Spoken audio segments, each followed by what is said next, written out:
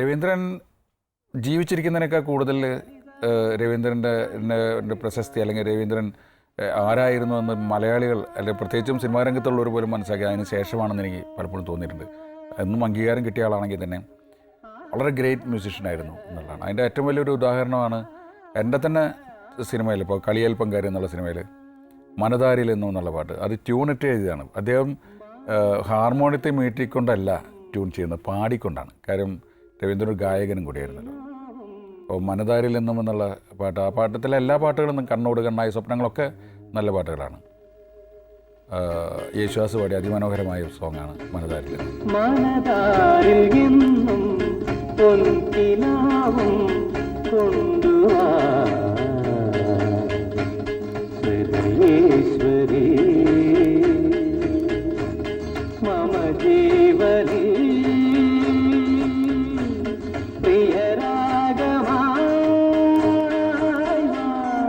ഇത് ഹംസധ്വനി രാഗത്തിലാണ് ഈ ഗാനം ചെയ്തിട്ടുള്ളത്. അതിൽ അഭിനയിച്ചിട്ടുള്ളത് ലാലേട്ടനാണ്. വളരെ എന്താ പറയുക, അത് ഒരു ഇഷ്ടംപോലെ ഗാനങ്ങൾ ഈ ഹംസധ്വനി രാഗത്തിലുണ്ടായിട്ടുണ്ട്.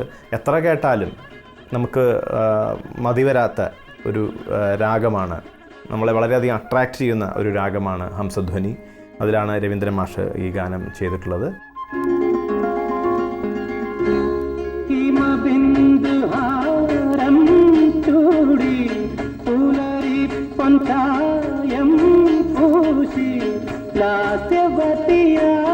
ദേവി വരുമോ ഏകാന്ത ധ്യാനം തീർക്കാൻ കനകനോപുരം കാണുന്നു കളകളാരവം കേൾക്കുന്നു ഹൃദയം പിടയും പുതുലകരിയിൽ മിഴികൾ തിരയും തവവദനം.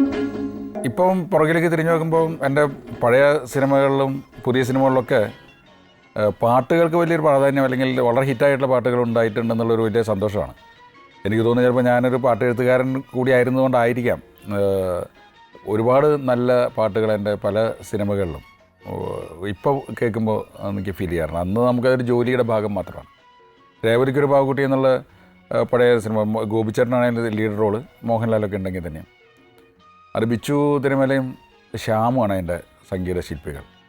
അതിൽ ഗോപിച്ചേട്ടനും രാധയും കൂടിയുള്ളൊരു സീക്വൻസ് ഉണ്ട്. അത് ഒരു അച്ഛനും മകളും തമ്മിലുള്ളൊരു സൗഹൃദം അല്ലെങ്കിൽ സ്നേഹം.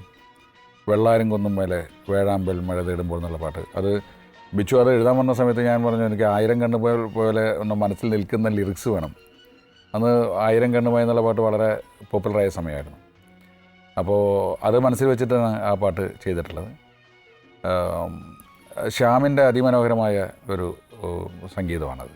വെള്ളാരം കുന്നും മേലെ വേഴാമ്പൽ മഴ തേടും പോ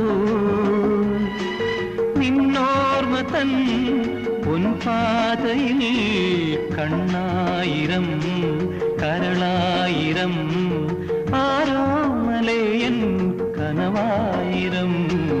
വെള്ളാരം കുന്നും മേലെ വേഴാമ്പൽ മഴ തേടും പോൽ നിന്നോർമ്മ തൻ പൊൻപാതയിൽ കണ്ണായിരം കരളായിരം ആരോമലയൻ കനവായിരം. നമ്മുടെ ദൈനംദിന ജീവിതത്തിൻ്റെ മുഹൂർത്തങ്ങൾ നമ്മളിലേക്ക് പകർന്ന് അത് അനശ്വരമാക്കിയ സംവിധായകൻ സത്യൻ അന്തിക്കാട്. ഇപ്പോൾ സത്യേട്ടൻ്റെ സിനിമകളെല്ലാം തന്നെ മ്യൂസിക്കൽസാണ്. ഒരുപക്ഷെ 4 or 5 പാട്ടുകളില്ലാത്ത സിനിമകൾ നമുക്ക് കാണാൻ പറ്റില്ല. എല്ലാ സിനിമയിലും അത്ര പാട്ടുകളുണ്ട്. വെള്ളാരം കുന്നും മേലെ വേഴാമ്പൽ മഴ തേടുമ്പോൾ എന്ന പാട്ട് വളരെ ടച്ചിങ് ആയിട്ടുള്ള ഒരു മെലഡിയാണത്.